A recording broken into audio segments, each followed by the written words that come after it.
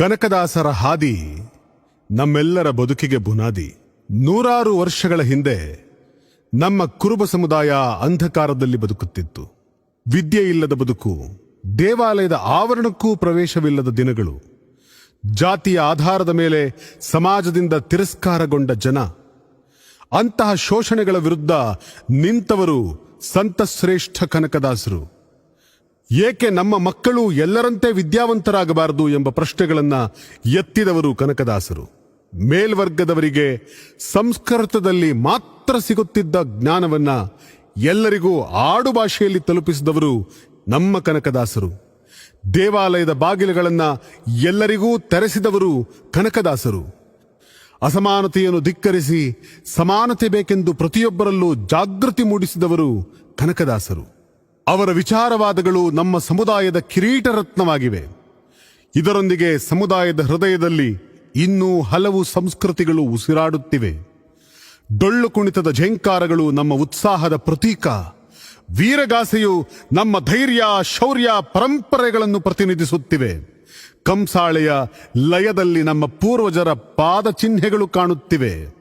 ನಮ್ಮ ಸಮುದಾಯದ ಇತಿಹಾಸ ಬಹಳ ವಿಶಾಲವಾಗಿದೆ. ಆದರೆ ಹಲವರಿಗೆ ತಮ್ಮ ಪೂರ್ವಜರ ಕಥೆಗಳ ಅರಿವೂ ಸಹ ಇಲ್ಲ. ಅಹಲ್ಯಾಬಾಯಿ ಹೋಳ್ಕರ್, ಚಂದ್ರಗುಪ್ತ ಮೌರ್ಯ, ಸಾಮ್ರಾಟ್ ಅಶೋಕ, ಮಾಳಿಂಗರಾಯ, ಕಾಳಿದಾಸ, ಬಾಳುಮಾಮ, ಕುರುಬಗೊಲ್ಲಾಳೇಶ, ವಿಜಯನಗರ ಸಾಮ್ರಾಜ್ಯವನ್ನೇ ಕಟ್ಟಿ ನಿಲ್ಲಿಸಿದ ಹಕ್ಕಬುಕ್ಕರು, ಇಂಥ ಮಹಾಪುರುಷರು ಜನಿಸಿದಂಥ ಸಮಾಜ ಇದು. 1000 ವರ್ಷಗಳ ಹಿಂದೆ ಜೀವಿಸಿದ ಗುರುಗಳಾದ ರೇವಣ ಸಿದ್ಧರು ನಮ್ಮ ಪರಂಪರೆಯನ್ನು ಹೊತ್ತವರು. ಈ ಕಥೆಗಳು ನಮ್ಮ ಮಕ್ಕಳಿಗೂ ತಲುಪಬೇಕು. ಕನಕದಾಸರ ಸಮಾಜದ ಕನಸು ನನಸಾಗಬೇಕು. ಇದೀಗ ಅವರ ಕನಸುಗಳಿಗೆ ರೂಪ ಕೊಡುವ ಕಾರ್ಯ ನಾವು ಮಾಡುತ್ತಿದ್ದೇವೆ. ಭಾರತದಲ್ಲಿಯೇ ಪ್ರಪ್ರಥಮ ಬಾರಿಗೆ ಕನಕದಾಸರ ಅತೀ ಎತ್ತರದ ಪ್ರತಿಮೆ ಪ್ರತಿಷ್ಠಾಪನೆಯಾಗಲಿದ್ದು ಅವರ ಚಿಂತನೆಗಳಿಗೆ ಚಿಹ್ನೆಯಾಗಲಿದೆ. ಇದು ಕೇವಲ ಶಿಲ್ಪ ಮಾತ್ರವಲ್ಲ, ನಮ್ಮ ಪರಂಪರೆಯ ಪ್ರತೀಕ, ನಮ್ಮ ಕನಸಿನ ಪ್ರತೀಕ, ನಮ್ಮ ಇತಿಹಾಸದ ಹೆಗ್ಗುರುತಾಗಿ ಈ ಸಮಾಜದಲ್ಲಿ ನೂರಾರು ವರ್ಷಗಳ ಕಾಲ ಉಳಿಯಲಿದೆ. 1000 ವರ್ಷಗಳ ಕಾಲ ನಮ್ಮ ಸಮಾಜದ ಕಥೆಯನ್ನು ಹೇಳಲಿ. ಕನಕದಾಸರ ಏಕಶಿಲಾ ಪ್ರತಿಮೆ ಇದು ಒಂದೇ ಕಲ್ಲಿನಲ್ಲಿ ಇರುವಂಥದ್ದು ವಿಶೇಷ. 36 ಅಡಿ ಎತ್ತರ ಇದೆ, 14 ಅಡಿ ಅಗಲ ಇದೆ, 8 ಅಡಿ ದಪ್ಪ ಇರುವಂಥದ್ದು. ಇದು ಸುಮಾರು 410 ಟನ್ನು ಇರುವಂಥ ಒಂದು ಬೃಹತ್ ಕಲ್ಲನ್ನು ನಾವು ದೊಡ್ಡಬಳ್ಳಾಪುರದಿಂದ ಕೊಯ್ರಾ ಬಂಡೆಯಿಂದ ಇದನ್ನು ತೊಗೊಂಬಂದ್ವಿ. ಇದು ತಗೊಂಬಂದಿದ್ದು ಒಂದು ಭಾಳ ವಿಶೇಷವಾದಂಥ ಒಂದು ಸಾಹಸ. ಸುಮಾರು ಒಂದು 300 ಚಕ್ರ ಇರುವಂಥ ಡಬಲ್ ಇಂಜಿನ್ ಲಾರಿಯಲ್ಲಿ ಇದನ್ನು ತೊಗೊಂಬಂದ್ವಿ. ಅಲ್ಲಿಂದ ತಂದ ಮೇಲೆ ಇದೇ ಸ್ಥಳದಲ್ಲಿ ಈ ಒಂದು ಬೃಹತ್ ಬಂಡೆಯನ್ನು ಶಿಲ್ಪಿಗಳು ಅಶೋಕ್ ಗುಡಿಗಾರ್ ಅವರು ಸುಮಾರು ನುರಿತ ಶಿಲ್ಪಿಗಳಿಂದ ಅನೇಕ ವರ್ಷಗಳ ಕಾಲ ಇದನ್ನು ಕೆತ್ತನೆ ಮಾಡಿ ಈಗಾಗಲೇ ಸಿದ್ಧತೆ ಮಾಡ್ತಾಯಿದ್ದಾರೆ. ಇಂಥ ಒಂದು ಒಂದೇ ಕಲ್ಲಿನಲ್ಲಿ ಏಕಶಿಲಾ ವಿಗ್ರಹ ಭಾರತ ದೇಶದಲ್ಲಿ ಎಲ್ಲೂ ಕೂಡ ನಿರ್ಮಾಣ ಆಗದೇ ಇರುವಂಥದ್ದು. ಕರ್ನಾಟಕದಲ್ಲಿ ಅದು ನಮ್ಮ ಶ್ರೀಮಠದ ಆವರಣದಲ್ಲಿ ಆಗ್ತಾ ಇರುವಂಥದ್ದು ಒಂದು ವಿಶೇಷವಾಗಿರುವಂಥ ಒಂದು ಸಂದರ್ಭ ಹಾಗೆ ಅಂತೇಳಿ ಈ ಒಂದು ಪ್ರತಿಮೆಯ ಕೆಲಸ ಬಹುತೇಕ ಒಂದು 80 ಭಾಗ ಈಗಾಗಲೇ ಸಂಪೂರ್ಣಗೊಂಡಿರುವಂಥದ್ದು. ಇನ್ನು ಸಣ್ಣ ಪುಟ್ಟ ಕಾಮಗಾರಿ ತದನಂತರ ಇದನ್ನು ಅಲ್ಲಿ ಪೀಠದ ಮೇಲೆ ನಿಲ್ಲಿಸಿದ ಮೇಲೆ ಅದರ ಪೂರ್ಣ ಕಾಮಗಾರಿಯನ್ನು ಸಂಪೂರ್ಣಗೊಳಿಸಲಾಗುತ್ತೆ ಹಾಗೆ ಅಂಥೇಳಿ. ಇದೊಂದು ವಿಶೇಷವಾಗಿರುವಂಥ ಒಂದು ವಿಗ್ರಹ ಹಾಗೆ ಅಂಥೇಳಿ.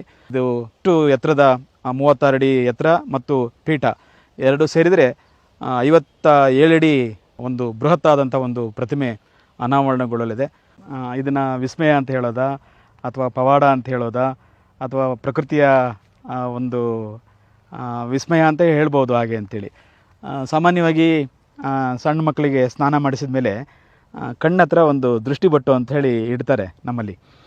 ಇಲ್ಲಿ ಕನಕದಾಸರಿಗೆ ಅವರ ಒಂದು ಕಣ್ಣಿನ ಪಕ್ಕದಲ್ಲೇ ಅದು ಸಹಜವಾಗಿ ಮೂಡಿಬಂದಿರುವಂಥ ಒಂದು ದೃಷ್ಟಿಬಟ್ಟನ್ನು ನಾವಿಲ್ಲಿ ಕಾಣ್ಬೋದಾಗಿದೆ.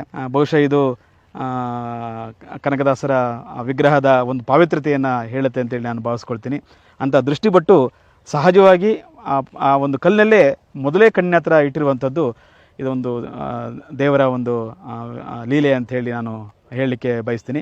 ಅಂಥ ದೃಷ್ಟಿಪಟ್ಟು ಕನಕದಾಸರ ಕಣ್ಣಿನ ಕೆಳಗಡೆ ಸಹಜವಾಗಿ ಮೂಡಿ ಬಂದಿರುವಂಥದ್ದು ಭಾಳ ವಿಶೇಷ ಆಗಿ ಅಂತೇಳಿ.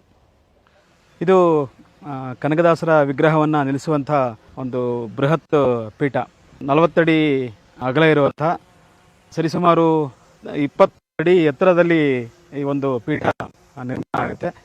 32 ಮೆಟ್ಟಿಲುಗಳನ್ನು ಒಳಗೊಂಡಂಥ ಪೀಠ ಇದು. ಅನೇಕ ಕುಸುರಿ ಕೆತ್ತನೆ ಕೆಲಸಗಳೆಲ್ಲ ನಡೀತಾ ಇರುವಂಥದ್ದು. ನುರಿತ ಶಿಲ್ಪಿಗಳು ಇದನ್ನು ನಿರ್ಮಾಣ ಮಾಡ್ತಾ ಇರುವಂಥದ್ದು. ಸರಿಸುಮಾರು 21 ಅಡಿ ಪೀಠದ ಮೇಲೆ 36 ಅಡಿ ಕನಕದಾಸರ ಒಂದು ವಿಗ್ರಹ ಪ್ರತಿಷ್ಠಾಪನೆ ಆಗುತ್ತೆ. ಒಟ್ಟು ಭೂಮಿ ಮಟ್ಟದಿಂದ ಸುಮಾರು 57 ಅಡಿ ಒಂದು ಒಟ್ಟಾರೆ ಪೀಠ ಮತ್ತು ವಿಗ್ರಹ ಎರಡು ಸೇರಿ 57 ಅಡಿ ಪೀಠ ನಿರ್ಮಾಣ ಆಗ್ತಾ ಇರುವಂಥದ್ದು. ಇದರ ಕಾಮಗಾರಿನೂ ಕೂಡ ಈಗ ಪ್ರಗತಿಯಲ್ಲಿದೆ. ಇನ್ನೂ ಸುಮಾರು ಒಂದು 20% ಕೆಲಸ ಬಾಕಿ ಇರುವಂಥದ್ದು. ಸರಿಸುಮಾರು 46 ಅಡಿ ಅಗಲ ಇರುವಂಥದ್ದು.